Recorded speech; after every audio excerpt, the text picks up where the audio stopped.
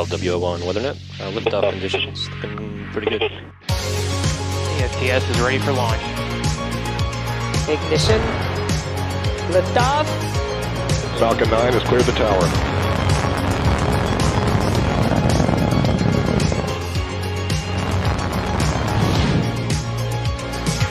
Ten, 9, 8, Side booster ignition. 6, 5, 4, 3, 2, 1.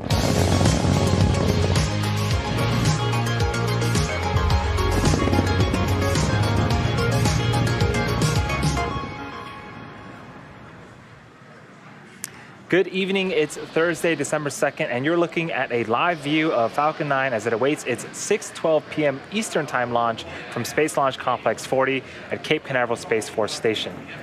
My name is Andy Tran. I'm a quality engineer here at SpaceX, joining you from our headquarters in Hawthorne, California. Thank you for tuning in for our 18th launch of Starlink this year and SpaceX's 27th mission of 2021. Starlink is a satellite internet constellation designed and manufactured by SpaceX that can provide high-speed, low-latency internet to people living in remote and rural locations around the globe. Today's launch will be our 4th rideshare mission of the year.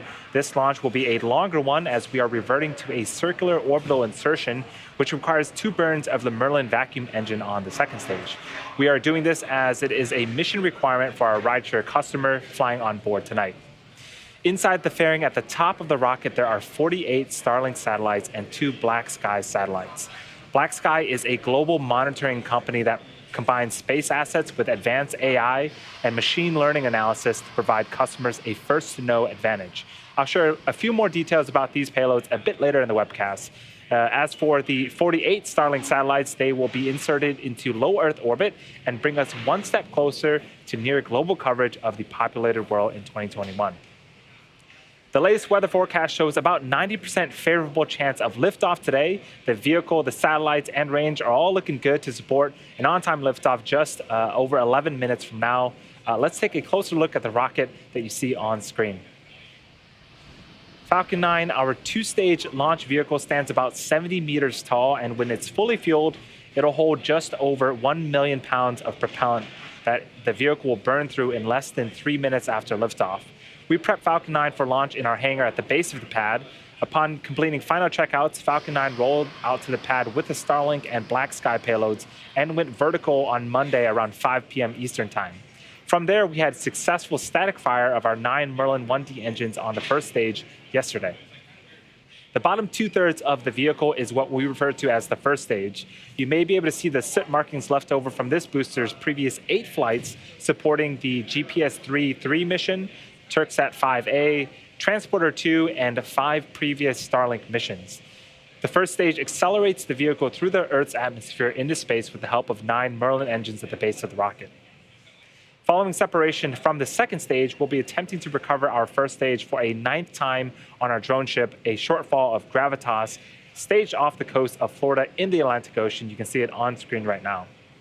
If successful, it will make the 89th recovery of a Falcon 9 first stage and 96 total first stage landings if you include our Falcon Heavy booster recoveries. On top of the first stage is the black carbon fiber inner stage, and then on top of that is the Falcon 9 second stage, which has a single Merlin vacuum or MVAC engine. Once the first and second stages separate at about 2.5 minutes into the mission, the MVAC engine will ignite and carry the Starlink satellites and 2 Black Sky satellites to a low Earth orbit around the Earth. The stack of satellites is safely enclosed inside of the 17-foot diameter payload fairing, which you see on screen right now. This protects the payload from aerothermal loads, heating, and contamination during ascent. Once we reach the vacuum of space, we will jettison the fairing as the second stage continues its journey to orbit. Just as we reuse the Falcon 9, we recover and reuse our fairing halves as well. The fairing halves we're using today are brand new, and we're going to be attempting to recover these halves using our recovery vessel, Bob. Propellants have been loading on the vehicle since the T-minus 35-minute mark. Falcon 9 is a bi-propellant vehicle, which means it uses 2 propellants, a fuel and an oxidizer. An oxidizer is a type of chemical that a fuel requires in order to burn. Most things here on Earth burn using oxygen, which is readily available in the Earth's atmosphere. But in space, there is no atmosphere to provide oxygen or other oxidizers, so the rocket needs to carry up their own. In Falcon 9's case, it's super chilled liquid oxygen called LOX. The liquid oxygen is chilled well below its boiling on the vehicle since it's become what we call densified, which means it has a much greater amount of mass per volume, and we can load more of it onto the booster. For fuel, we use a refined form of kerosene known as RP1. In addition to its propellants, Falcon 9 also needs an ignition source in order to go, and for that we use the chemical TTAB, or triethylaluminum and triethylborane. Currently, fuel is nearly fully loaded on the first stage and starting to load on the second stage. Once all tanks are full, both stages will continue to be topped off with propellant until about the T-minus 2 minute mark to keep temperatures as cold as possible. Again, weather is looking fantastic for tonight's liftoff. The vehicle and satellites in the fairing, they are remaining good as well. We are targeting an on-time liftoff just under 7.5 minutes from now.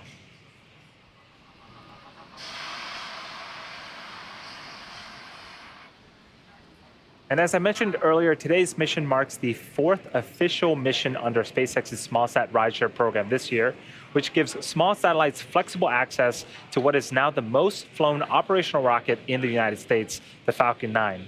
Tonight, we're flying 48 Starlink satellites to make room for 2 Black Sky payloads from our customer's spaceflight. In an effort to help Black Sky rapidly expand its growing constellation of high revisit satellites, Spaceflight Incorporated is managing the launch of these 2 additional Black Sky high-resolution, multispectral Gen 2 satellites to low Earth orbit, expanding Black Sky's network in space and offering of real-time geospatial intelligence and monitoring services. Black Sky combines high-resolution images captured by its constellation of microsatellites with its proprietary artificial intelligence software to deliver analytics and insights to industries including transportation, infrastructure, land use, defense, supply chain management, and humanitarian aid. So far this year, we've launched over 200 rideshare payloads to orbit. And this includes the ones launched on the Transporter-1 mission in January, a previous Starlink launch in May, and the Transporter-2 mission in June. After this mission, our next rideshare mission is scheduled to launch at the beginning of next year, and that's going to be Transporter-3, which will be a dedicated rideshare launch to sun-synchronous orbit. As part of our SmallSat rideshare program, we offer 3 dedicated rideshare missions to sun-synchronous orbits per year, as well as launch opportunities on our Starlink missions like what you're seeing here today.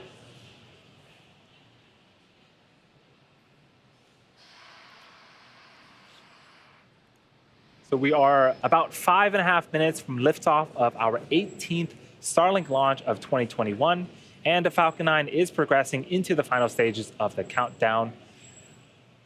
Next up, the truss structure next to the vehicle, known as the transporter erector, we also refer to it as the TE. It will begin to start to retract away from the Falcon 9 vehicle.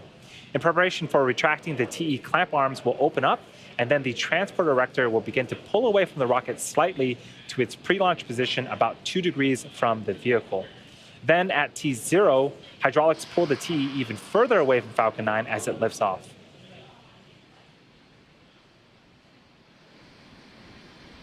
The transporter erector is also the structure that provides liquids, gases, electrical connections to the second stage, as well as air conditioning to the payload fairing.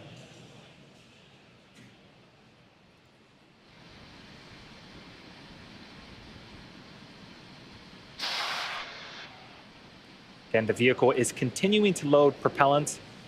Once we're fully topped off, we'll have over 1 million pounds of kerosene fuel and liquid oxygen. On screen right now is a view of the fairing. Right beneath the fairing, those are the clamp arms that we are expecting to open up, and here they go. Once these clamp arms open up, we should start to see the truss structure begin to recline away from Falcon 9 in preparation for liftoff.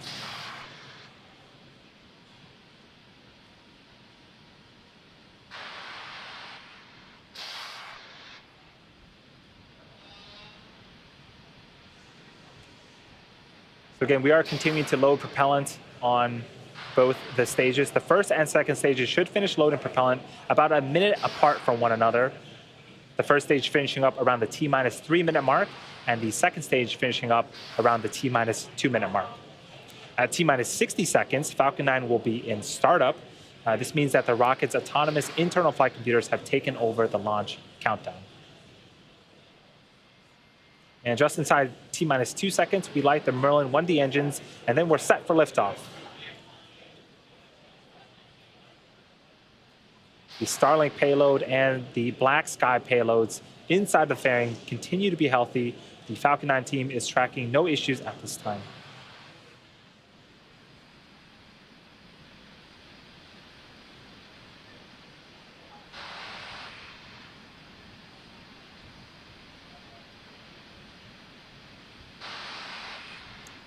So we're starting to hear some hissing and popping.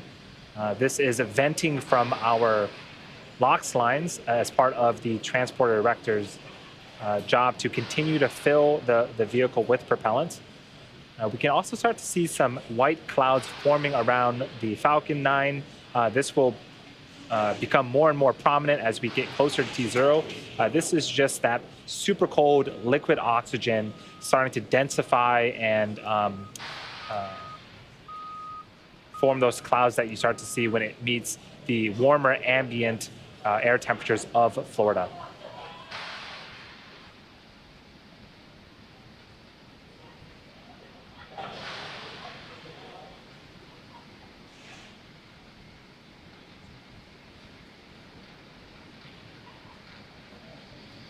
So again, we have pretty much perfect weather in Florida for today's liftoff attempt. This is a rideshare mission carrying 48 Starlink satellites as well as 2 Black Sky satellites enclosed in the fairing that you see on screen right now.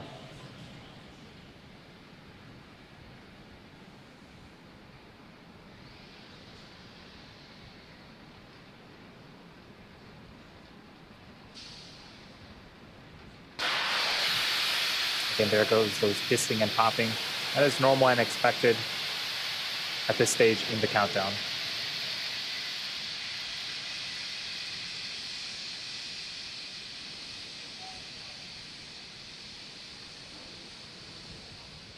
At this point, the propellant has been fully loaded on the vehicle, and we are just under a minute away.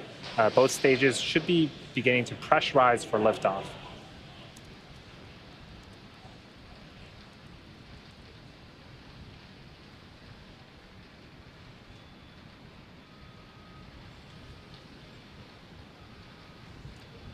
So we are 40 seconds away. Let's listen in to terminal count as we prepare for liftoff of the 48 Starlink satellites and the 2 Black Sky satellites.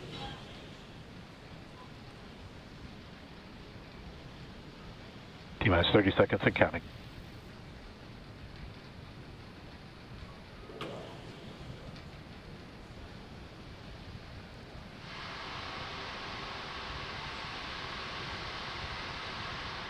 T-minus 15 seconds and counting.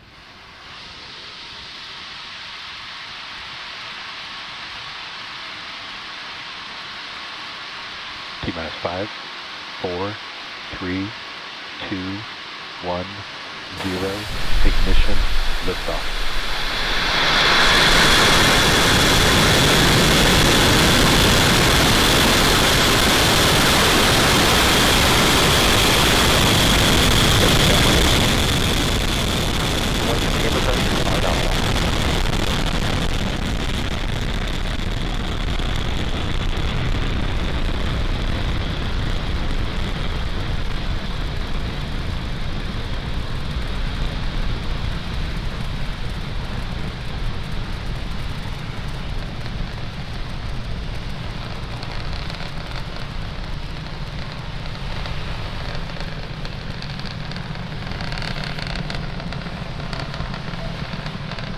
Nominal power and telemetry.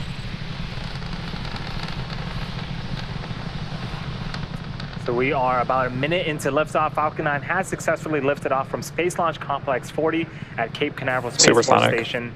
In just a few seconds here, we are expecting the call out for max Q. That is the period where the vehicle will experience the highest amount of aerodynamic pressures.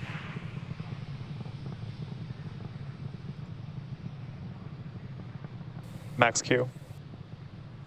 And there was the call out. So now that we've gone past the period of high stresses on the vehicle, we have 3 events happening in quick succession in about a minute. First, we have main engine cutoff, also referred to as MECO.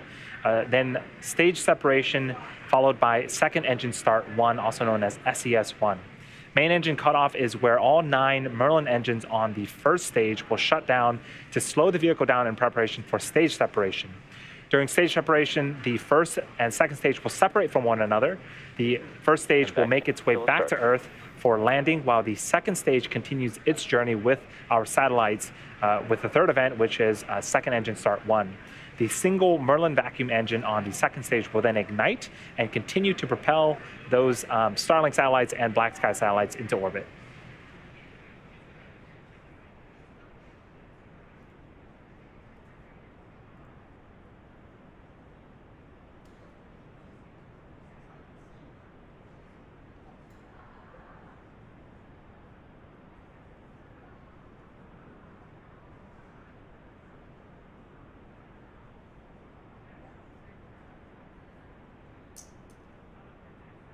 Eco. Stage separation confirmed.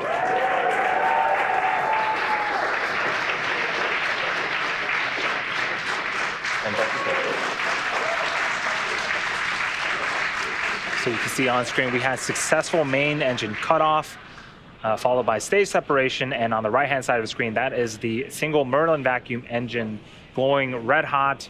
On the left-hand side of the screen is a view of our first stage. I think we're getting some views of twilight right now as the sun has just set in the East Coast.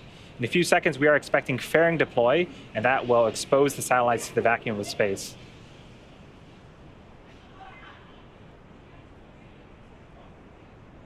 Fairing separation confirmed. We got the audio and video confirmation on the right-hand side of your screen. The fairing halves have deployed. We are going to attempt to recover those using our recovery vessel Bob later on in the mission. For now, the mission is going great. Again, the left-hand side is a view from the top of our first stage looking downward. You can see little plumes of gas coming out. That is nitrogen for our as part of our attitude control system to help orient the first stage booster properly as it makes its way back to attempt its 9th landing on our drone ship in the Atlantic Ocean. Right-hand side is a view of the second stage Merlin vacuum engine, the 48 Starlink satellites, and the 2 Black Sky satellites that we had mentioned earlier. They are on the opposite end of that engine. And so again, they are going to be in this burn for another couple of minutes as they continue to make their way to low Earth orbit.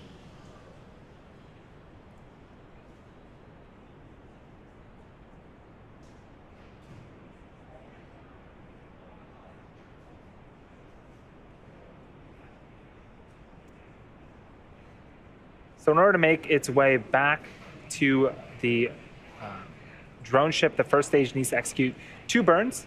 The first is an entry burn where 3 of the Merlin 1D engines will ignite. This helps to slow the stage down as it re-enters the upper parts of the Earth's atmosphere.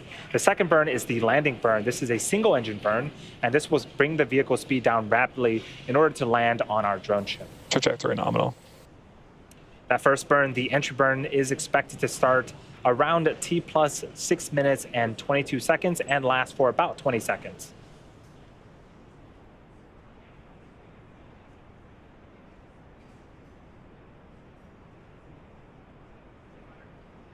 For those that are just joining us, we are in the middle of SpaceX's 27th mission of 2021.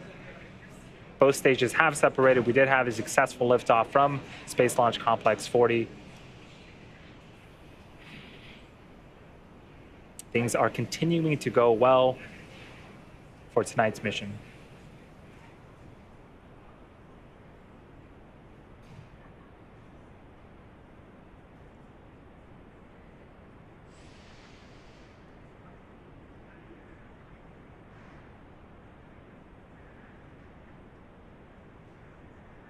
So we are about 20 seconds away from the beginning of that entry burn on the first stage.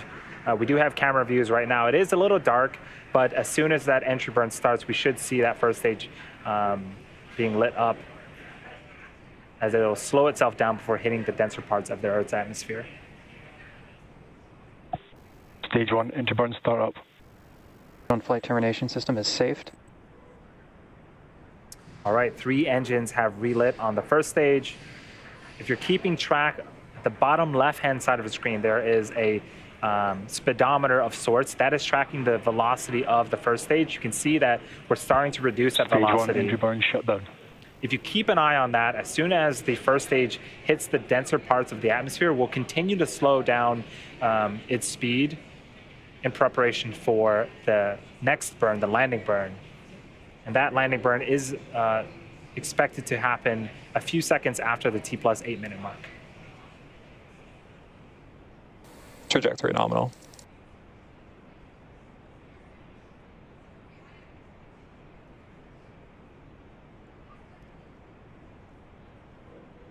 The MVAC engine performance on the second stage continues to go well.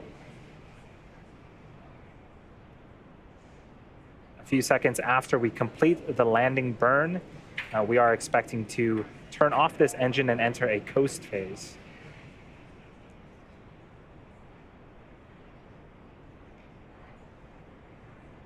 And as a reminder, we will be reigniting this engine about 50 minutes from now.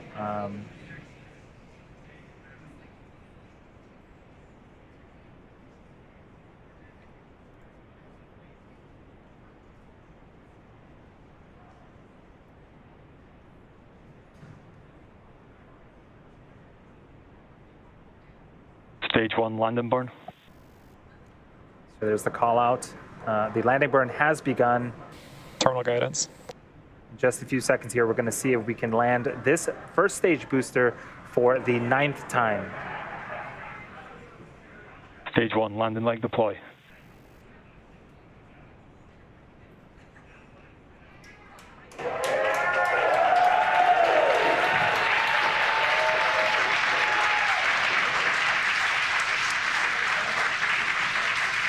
You can hear the cheer and the applause, and there's the visual. This first stage booster has landed 9 times. This marks our 89th overall successful recovery of a Falcon 9 first stage, and the 129th successful flight of a Falcon 9 first stage.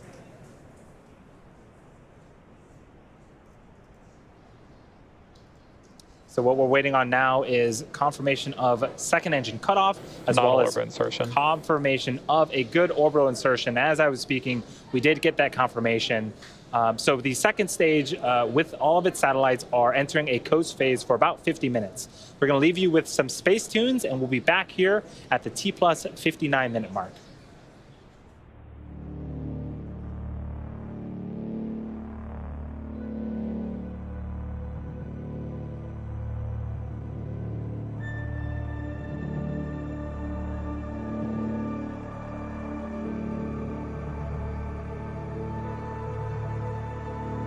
Acquisition of signal, Newfoundland.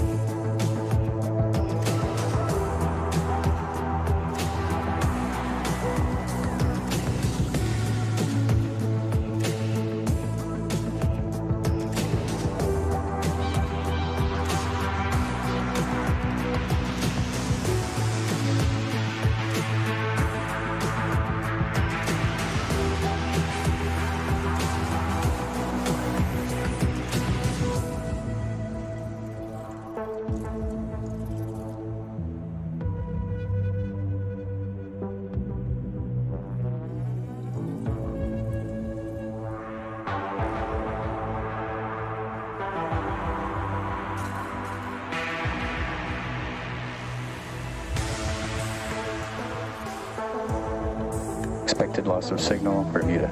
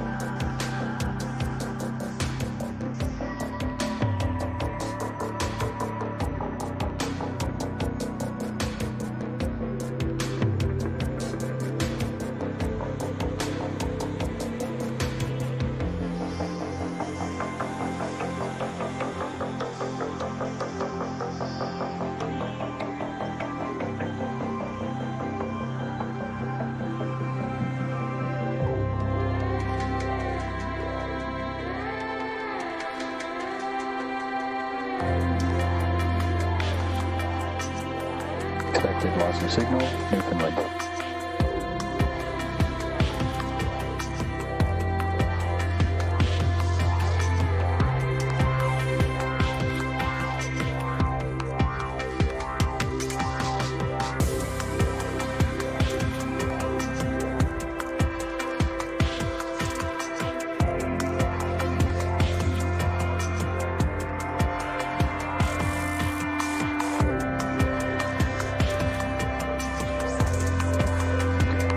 Acquisition of signal, Bermuda.